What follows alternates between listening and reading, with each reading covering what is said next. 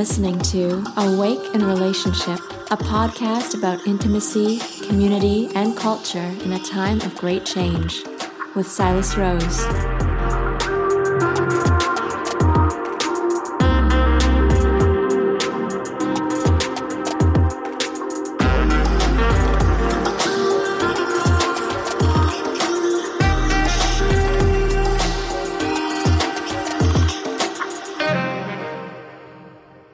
Greetings. Welcome to Awake in Relationship. My name is Silas Rose. One of the central tenets or ideas of this program really is this notion that we heal in relationship. Even if you had the most ideal home life situation when you were growing up, it's pretty hard to get through this modern world without experiencing some form of trauma or dysregulation. Most of us are, in some sense, walking wounded. As 1 in 2 adults in North America have experienced some form of traumatic event. And when this happens in early childhood, it really sets the tone for relationship patterns we carry into adulthood. When our survival mechanism is triggered, it's really hard to see above the clouds. We tend to repeat old and familiar relationship patterns, rather than being open to greater experiences of love and connection in the present. This fixed pattern isn't limited to the individual, but can also show up in much more complex systems, be it a family, business, or whole culture. If you spend any time listening to mainstream news or the 24-hour news cycle, and if you do, I hope it's in moderation, you might come to the conclusion that we are living in traumatic times, filled with lots of examples of bad human behavior, really rooted in historic patterns of trauma that often go back generations. I'm sure many of the people listening to this podcast are really involved in the deep work of interrupting those patterns in their own family life and in the greater society. Really, it's the most important work we can do, which is why I invited a friend, Jennifer Summerfeldt, a trauma-informed therapist, to have a conversation about how trauma shows up in a relationship and in the body, and the process that she uses to work with clients who are really stuck in a survival mindset. In this conversation, we talk about working with our neurobiology to go beyond fear and access an intrinsic, thriving state, no matter what's happening in our external or internal worlds. I recorded this interview back in the summer of 2022, just before descending into a personal period of high stress, which really felt like a 5-alarm fire for my nervous system. So it's been really helpful for me personally to revisit this interview and track the stages of repair and reintegration as I come back into more of a thriving state. So if you're wanting some more tools in your toolkit for working with your own personal trauma response, I hope you'll stay tuned.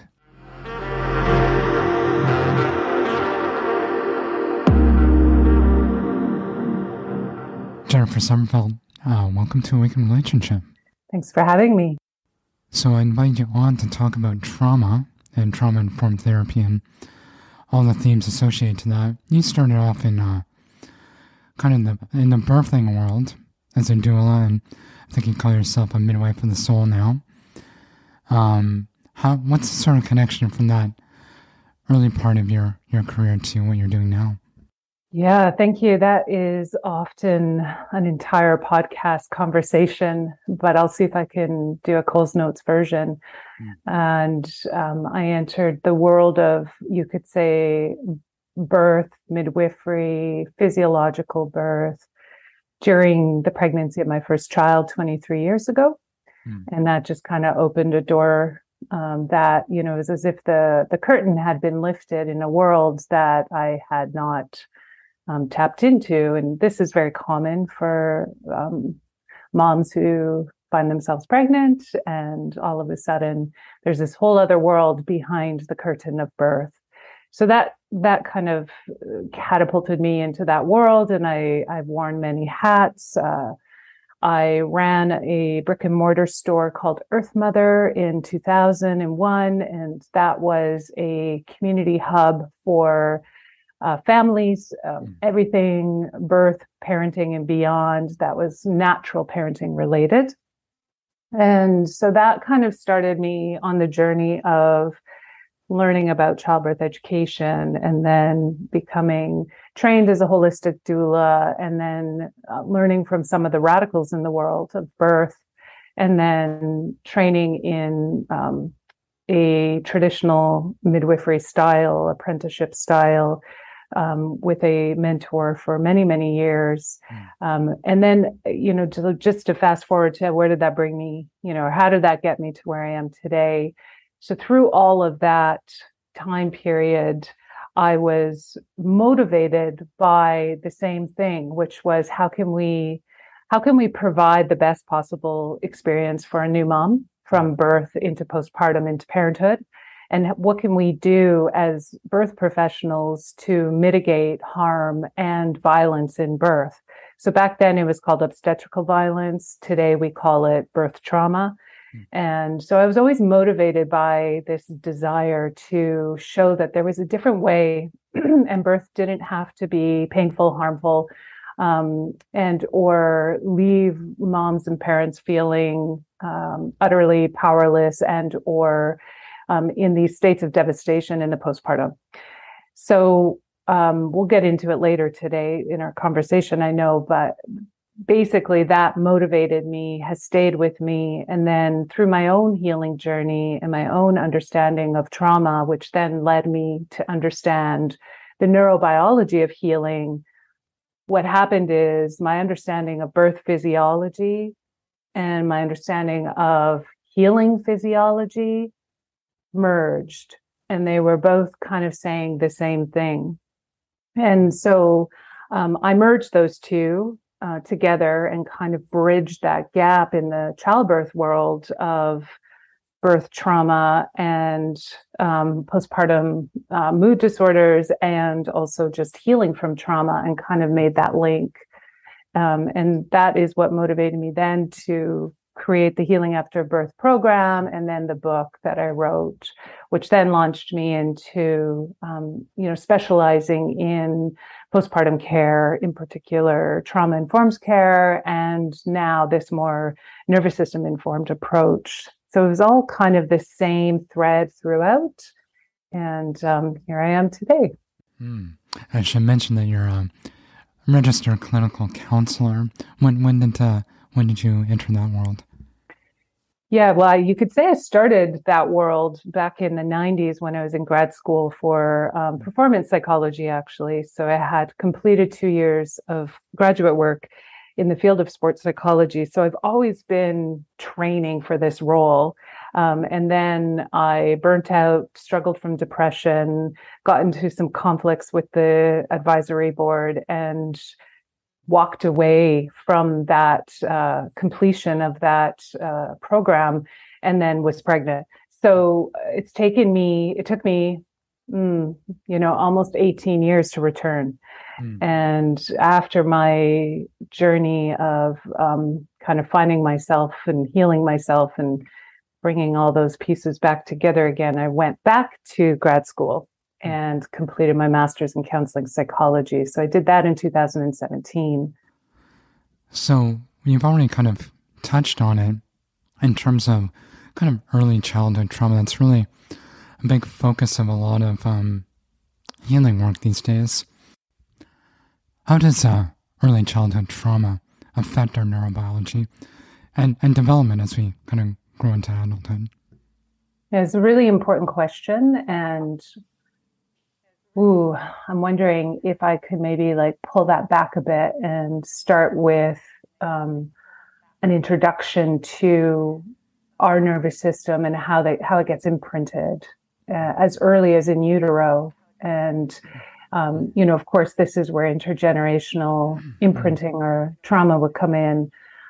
So the Coles Notes version to, how does our childhood impact us and imprint us with trauma, and in particular our nervous system, would be that, if we're born into environments in which our foundational needs aren't being met, from a neurobiological point of view, we know now that we have a need to be securely attached. And we know that our biology actually seeks this out. And it generates an enormous amount of internal pain if we can't receive that secure attachment. And Dan Siegel really outlines this well in his work. And he talks about the foundational S's that are that basically inform our system that it is securely attached. And those S's are to be seen, to be soothed, to feel safe and secure. And then another person that I like to refer to is Jason Gaddis's work. He is a relationship coach actually as well. And he's replaced the need to be secure, to be supported. And all of that supports secure attachment.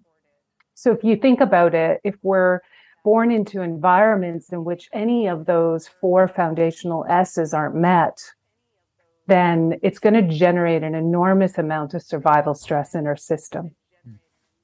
And so when our nervous system is activated in survival stress, then we're experiencing the emotion of fear or anger and or despair. We can get into that in a bit. And so as a child, if those foundational needs aren't being met, we're motivated to, instinctively do whatever we can do to try to meet those needs. And so the challenge of it is that if we never get a rest from that survival stress state that we might be in because we're not receiving those cues of safety and security, then it can start to dysregulate the nervous system. And then we start to see some of the, quote, maybe symptoms of mood disorders that we talk about later on, or the symptoms of trauma showing up, or even symptoms of disease, right? Or distress. So that's a high level answer to that question of how our early childhood environments shape and mold us. The other thing we know is that our nervous system is informed by our in utero environment. And what we mean by that is that the nervous system of the mother, right, is informing and encoding the nervous system of that growing fetus and baby. And so I've actually done a talk about this because what often happens is when we hear that, our nervous system was imprinted and informed by the environment in which our mother was in at that time, typically what happens is the mother experiences a large amount of guilt and or resistance to hearing that, right? Because it sounds like it's blaming the mother and their environment, for whatever's happening. And so I will say that there's more to the equation than just that mother's experience of what's happening within her environment or their environment at that time, right? And so we have to take into consideration that, first of all, there's the mother's history, right? So the mother would have been shown how to handle highly stressful experiences. Basically, that would have informed her nervous system. And then we also have to take into consideration that there's factors within that external environment at that time, right? So her relationship, let's say, the political climate of the time, right? Social factors, financial factors, all these external factors that are being encoded, being experienced by that mother's nervous system, which then what's happening is that through a process of chemistry, really, the mother is sending information to that growing fetus and informing the nervous system how to handle highly stressful experiences. So this is a podcast about relationships, so it behoves me to just ask, how does that really shape our worldview when it comes to primary relationships when we grow up? So again, it's important that we frame this through the lens of one point of view, which is the point of view of neurobiology, and how neurobiology and our nervous system shapes our relationships. So that's where I'll answer that question from. of course, depending on kind of the field of reference where people might be coming from, they might have a different answer to this question. But from that point of view, if our foundational security needs for secure attachment relationally are not met, then it generates insecure attachment relationally. And what that means is if a relationship then no longer feels safe and supportive, right, and it is full of what we would call ruptures.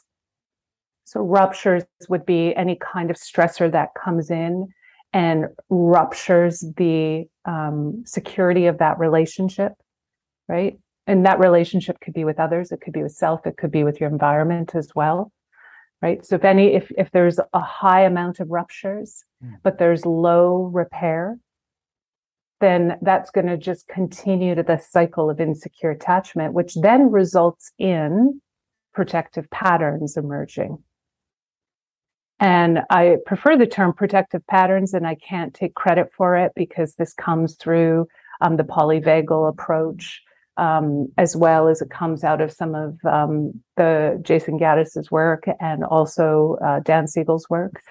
But I like the idea of protective patterns versus defense mechanisms, because defense mechanisms immediately generates one to feel defensive about their defense mechanism, right? Whereas a protective pattern is softer, it's more compassionate. It's like, my system moves into a behavioral pattern that's actually in service to the health and well-being of my overall system. And even if those protective patterns result in disconnection between self and another, or self and self, or self and its environment, it's actually, the protective patterns actually trying to keep the system, the organism, the human biology, right, our system, safe and alive. Even though those patterns, we outgrow them. So there's a tremendous sense of kind of limitation that happens when those patterns are engaged. For anyone listening that may be kind of new to kind of trauma-informed therapy, what are some of the sort of telltale signs that our trauma response is engaged or kind of running the show? Because often it's sort of happening underneath the surface or underneath kind of basic awareness. It's just kind of pulling the strings. Yeah, I mean, many of us are very familiar with the term being triggered, right? So triggered, activated, irritated, frustrated. But typically I let people know that the first signal of warning, you could say, is through the felt experience. Right. So generally speaking, we have a felt experience through sensation in our biology. And it's the felt experience that activates, kind of initiates patterns of the past and will hook into, we could call imprints or memories of the past. And so, again, I'm not the one who coined this, but Joe Dispenza has been known to say that our past informs our present until we become conscious of it. So a trauma trigger or a trigger is anything that would activate your system. You would feel that in your biology if you're tuned into that. And generally speaking, you would jump into a protective pattern. So those protective patterns, I highlight 4 protective patterns. And I say you either implode or explode. So those are 2, right? Or you either shut down or numb out. Pop out, shut down, or numb out. And those are kind of the same. So popping out would be dissociating, where you're not in your biology at all, right? You're floating around. You don't feel present to the world around you. You're not grounded. And many of us have lived in that state as a protective state, right? So again, dissociating isn't bad. It's just telling us that things were too much, too soon, too fast, for too long.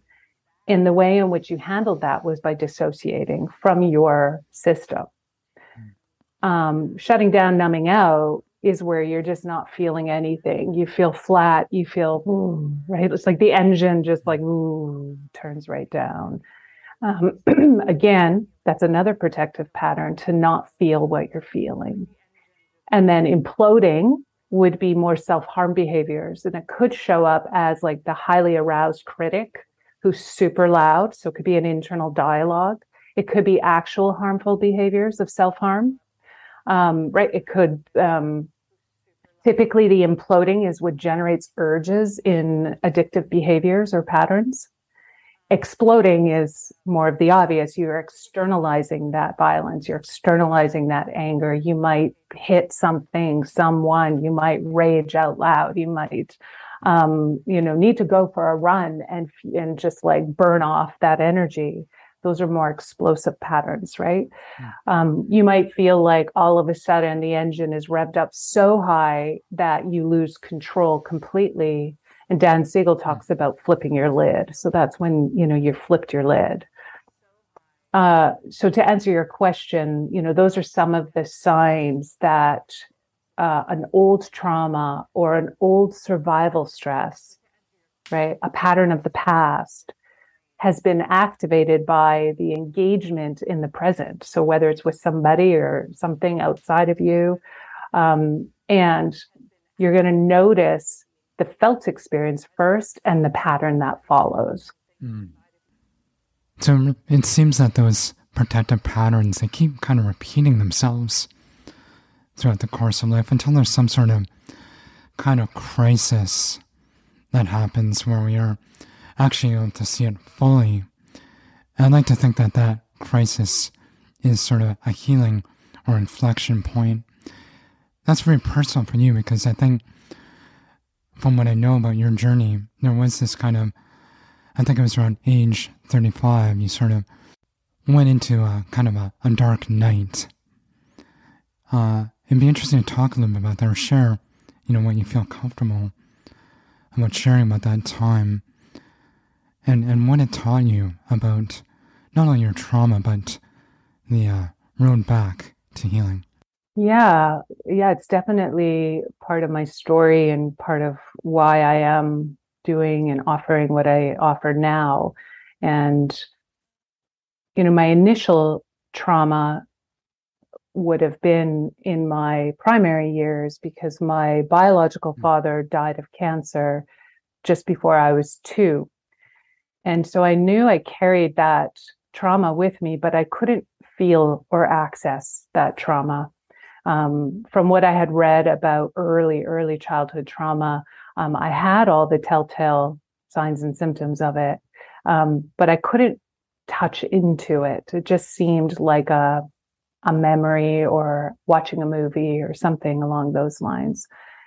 So at age 35, when I say my life imploded in on me, there were a few experiences and events that piled on top of one another. So I had, without going into the details of it all, I had attended a birth at that time that rocked me to my core, and shattered that identity of, being a traditional birth attendant. Everything that I had studied and learned felt challenged. And so it was a real collapse of one's ego and identity that I had been building for over 10 years by then. And so that was a profound experience, that was kind of the top trauma that cracked everything open. And on top of that, I was just beginning the process of a separation and divorce, with 3 still quite young children. And I had lived in poverty line, low income, raising my children in that bracket for their entire lives. And so the whole financial insecurity of being a stay-at-home mom, a homeschooling mom, an earth mother, a granola kind of mama person who, on the side would support moms in birth, but it was never where I earned a living. It was a passion practice. I just had no idea how I was going to survive all of those things that were coming in, crashing in. There were multiple identities crashing. My identity as a mother was crashing. My identity as a birth worker was crashing. My identity as a wife was crashing. And, I had no career to fall back on for financial security. And in all of that, I lost my community too. I was kind of got humiliated and outed from my community at that time. So that was a lot. And it resulted in what we might call the dark night of a soul, because I didn't recognize myself. And I write about this in my book, Midwifery for the Soul, because, it was the first time that I really started to dance with darkness, you could say. And I really went into the underworld and experienced the underworld in its very traditional senses of like sex, drugs, and rock and roll, you could say, right? And so, in talking about relationships and things like that, I experienced all kinds of challenging relational dynamics as well during that time. What I want to say about it is I knew enough to know that I was completely falling apart and being cracked open. And I knew that because of my profound trust in physiology and biology, which has been with me my whole life, which is so curious, even just studying athletics and being a former college athlete myself. And I just always trusted in the intelligence of our biological system. And I sensed that to find myself and heal from what was happening to my system, that there must be a different way than the more traditional mental health way, where I'd be diagnosed and probably prescribed medications. And I really didn't want to go down that path, but I had hit a point where I couldn't do it alone anymore. And the traditional practices of, different, maybe alternative spiritual healing methods, they weren't working for me.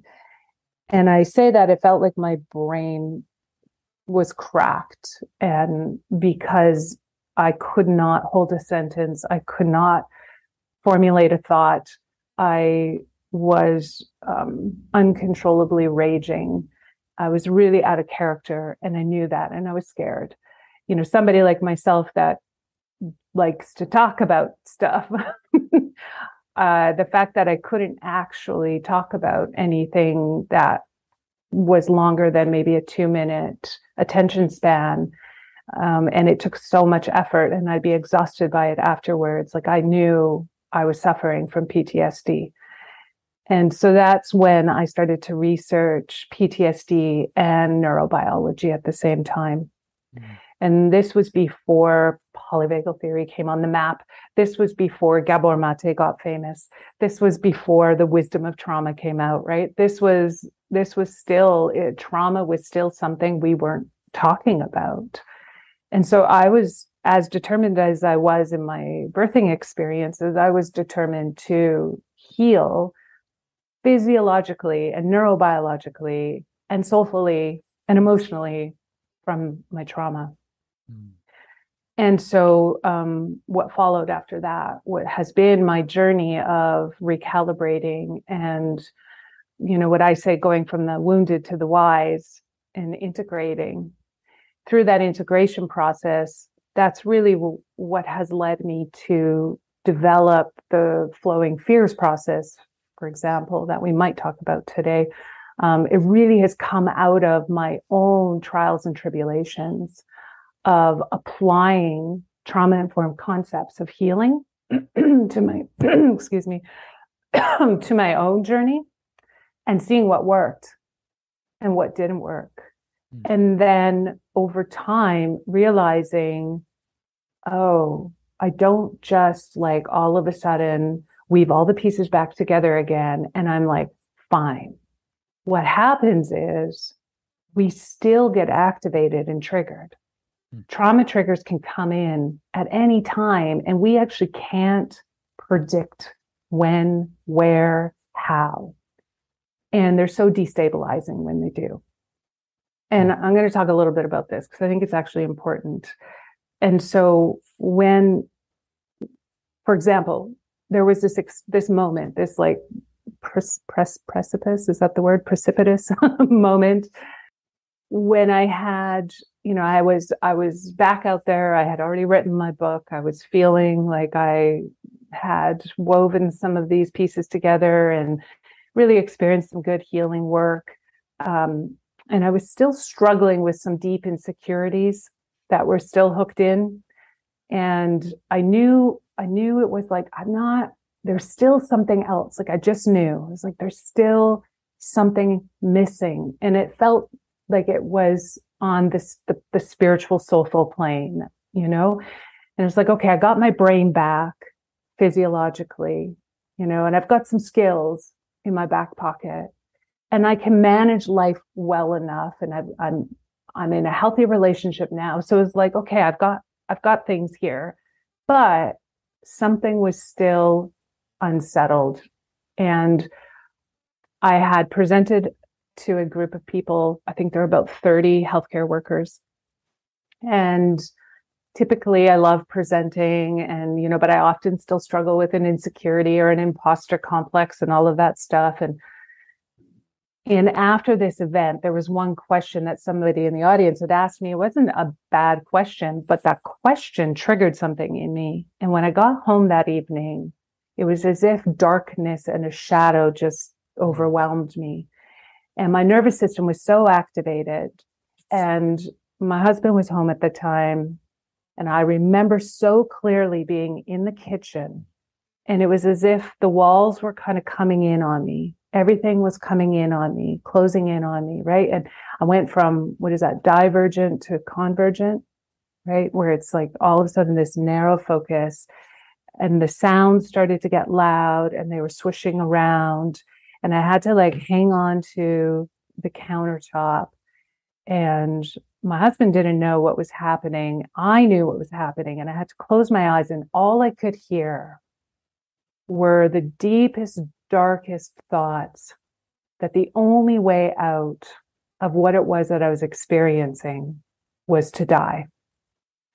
And I had been there before, right? I had courted that inner voice of, the ideation of I'd be better off not being here. And so that came back loud and it shocked me and surprised me.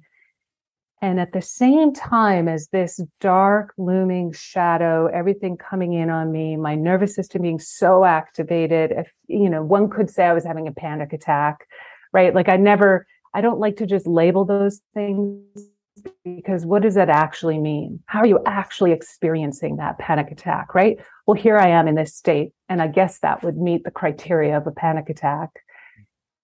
And I'm hearing on one side that the darkest of dark thoughts and really, really struggling with it, like really wanting to out myself, like to just, I'm done, right? On the other side, I'm hearing, Jen, you know what you need to do. You know it. And I felt the tug of war. And it was this moment in time where I understood that I had a decision. I had a choice. Up until that point, I don't think I was conscious enough to know that I had a choice.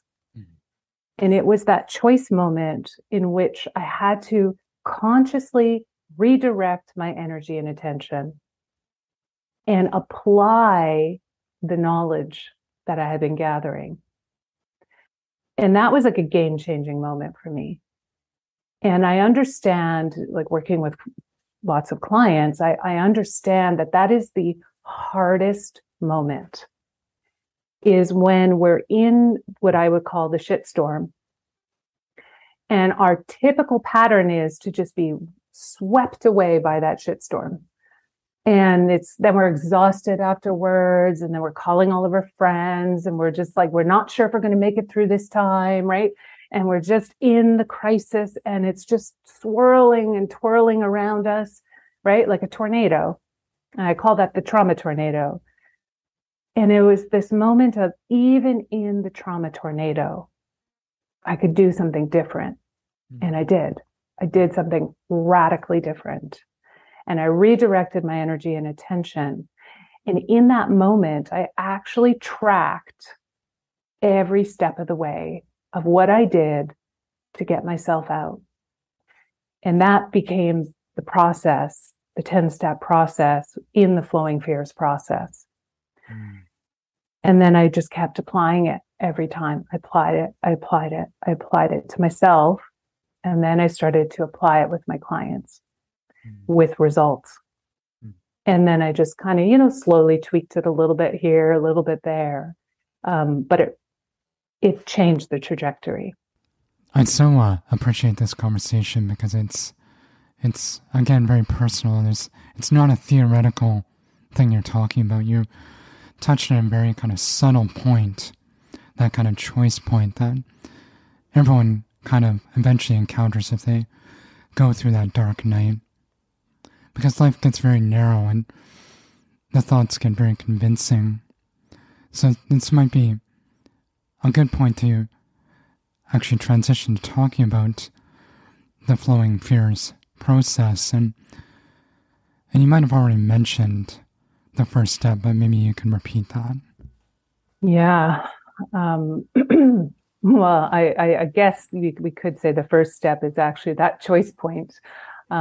But I say the first step is noticing, right? So as an avid meditator yourself, I'm sure you could appreciate that, right? It's the act of noticing what's happening in that moment and naming it, right? So noticing the felt sensations, noticing where in your biology are you experiencing the high amounts of felt experience of trigger, of dysregulation, right? Everybody feels it differently, like throat, heart, back, neck, guts, right?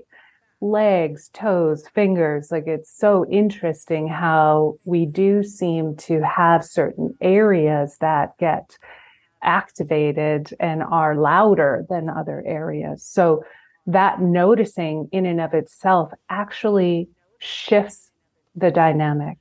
So we shift from being in the story, which is what's triggering us, right? We're reliving that story. We're reliving that exchange over and over again, like a glitched record. And then we're just lost in it. It's like we've stepped into that movie. Whereas that first point, that choice point, is stepping out of the story and noticing the body, right? Noticing the degree of activation. And then what? I'm giving it all away without even getting into the survival in that. So this is great. So we go from noticing and naming, right? So let's say I'm noticing that my heart is pounding super loud, super fast. There's heat in my chest. It's radiating into my back. It's tingling. It's vibrating. It's tight. It's constricted, right? Like, the more descriptive we can get it, the more we get into the experience that we're having right now. And again, that distracts us from going into the story. Okay, so we notice it, we name it. Then we bring our breath into that space. Okay, so it's very embodied. So depending on one's skill level, right, I'll invite somebody, including myself, to just land there. Let's just land there for a moment. No need to do anything about it. No need to change it. No need for it to be different, right? I would like to just sort of tiptoe back as a preface. So in the work that I do, I always talk about orienting towards safety. And in a lot of somatic work This is really important, so that the nervous system understands that in this moment in time, there are no active threats. The mind might be perceiving a threat and telling you a story of threat, but in this moment, let's say, right there, I'm not in a field in which there is an active threat. It's important to name that. So let's just assume, based on what we're talking about, that I already know that, right? And in the beginning, when I did this, I used to have to lock the doors or shut the windows or put a do not disturb sign on. Because if my nervous system could attune a little bit and be on edge towards, could somebody come in? Might I be interrupted? Might somebody, let's say, intrude or break into my space, for example? I need to know that I've done everything I can to settle that part of my nervous system. So once that's set, now I can tune my attention inwards, right? So, for example, a lot of meditators have a really hard time just tuning in because that nervous system is still scanning its external environment for potential threats. So if that's not dealt with, then it's almost impossible to even stay with the felt sensation. As you're speaking, what's coming up for me right now is more kind of a collective experience that maybe people can kind of relate to.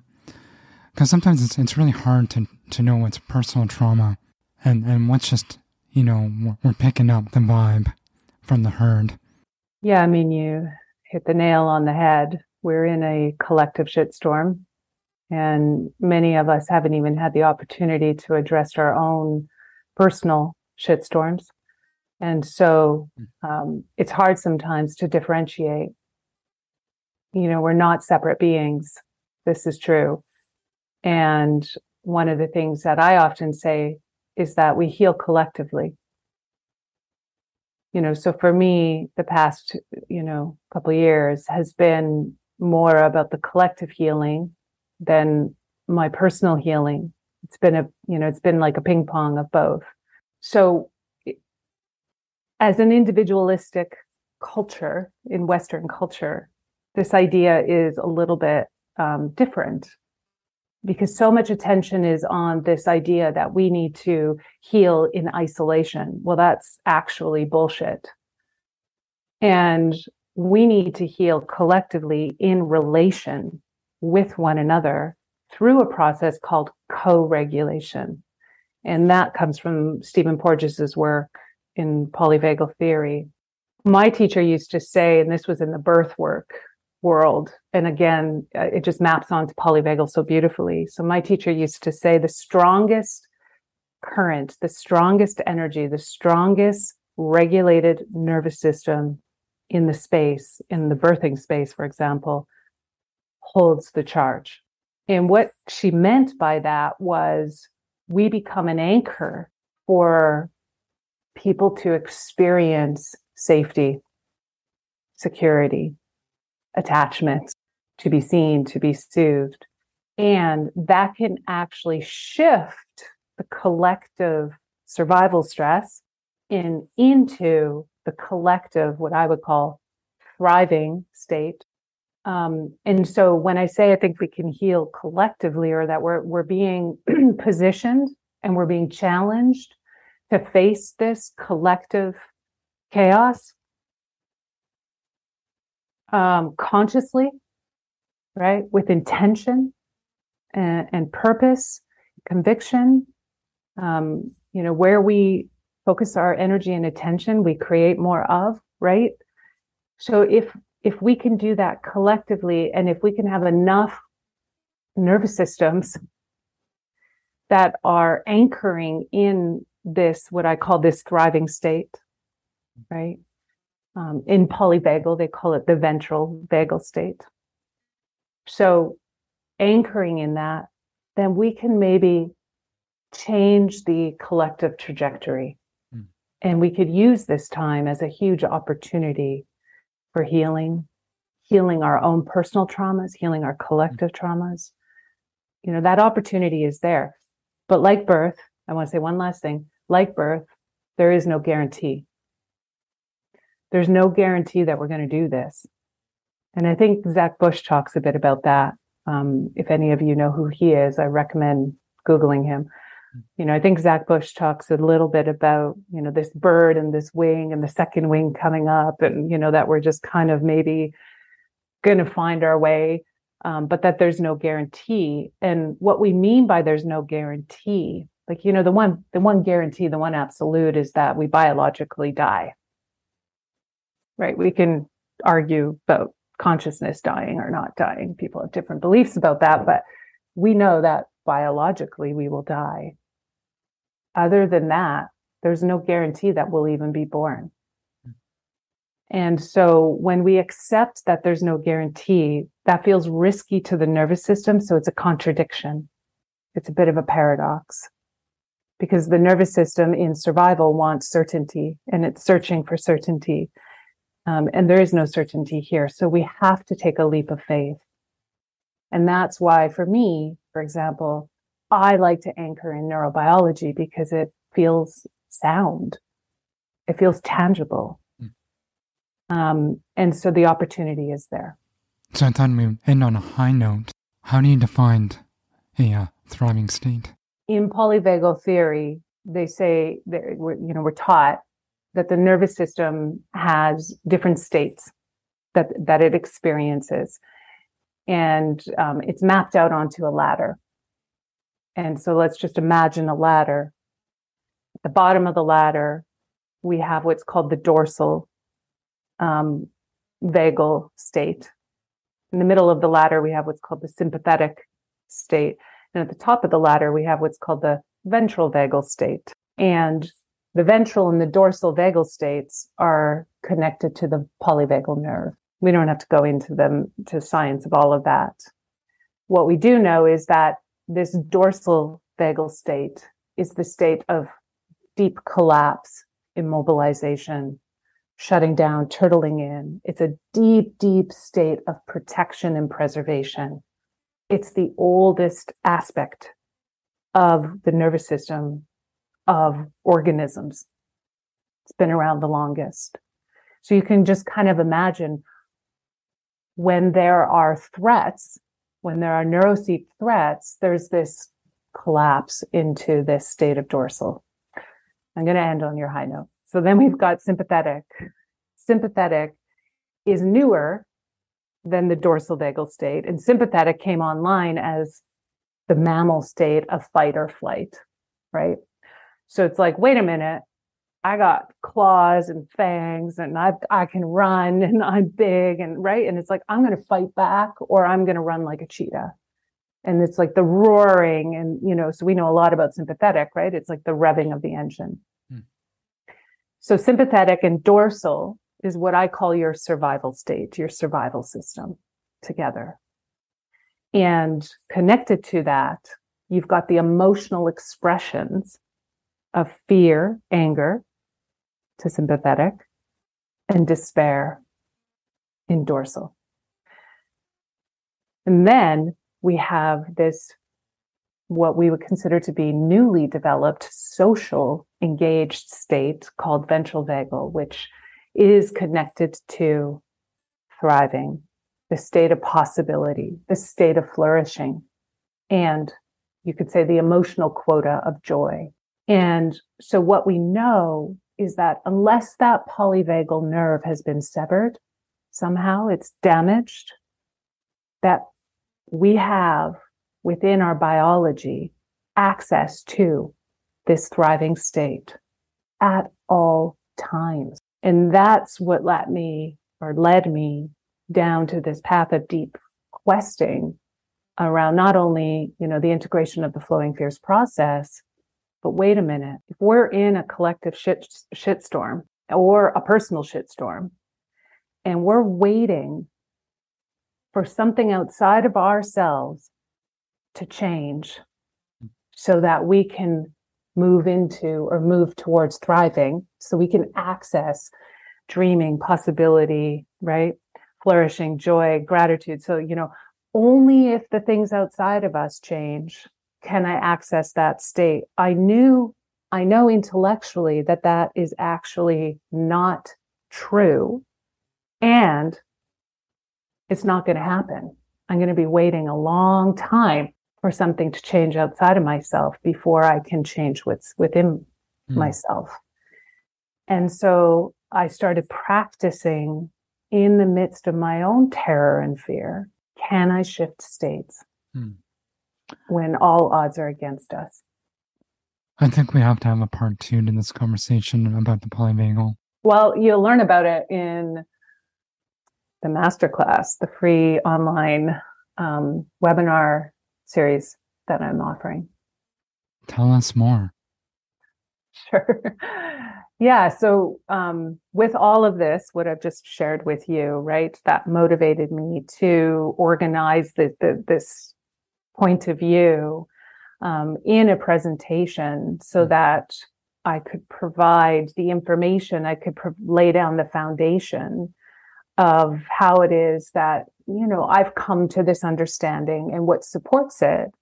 And then hopefully that will inspire people to become more curious about their own healing journey and learning a different way to actively engage in their healing and actively start to shift towards thriving, even when things aren't changing in their immediate environment. Thank you so much for this inspiring talk. And do you have a website people can get more information on you? I do. Yeah, I have a few. So to sign up for the webinar, you can go to flowingfears.com and you can just register online and that's free.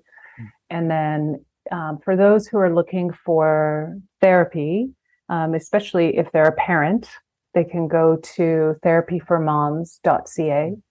And if any of you out there are birth workers, you can check out my nervous system informed programs for birth workers at NSI, that's NSI, doulatraining.com. I want to again thank Jennifer for this inspiring conversation on trauma. If you want to learn more about her work, check out her program and website, flowingfears.com. I'll be sure to put some links in the show notes at awakenrelationship.com. If you've enjoyed this episode, I'd really appreciate it if you considered passing it on to a friend who might benefit from some of the wisdom that Jennifer shared. Also, I'd really appreciate a quick review on Apple, Spotify, or wherever you listen to podcasts. I can be found on Instagram and LinkedIn. Send me a note. Let me know what you think. And better yet, if you have any suggestions for future guests, I would really love to hear from you. So friends, thank you again for tuning in to Awaken Relationship. Till next time, stay connected.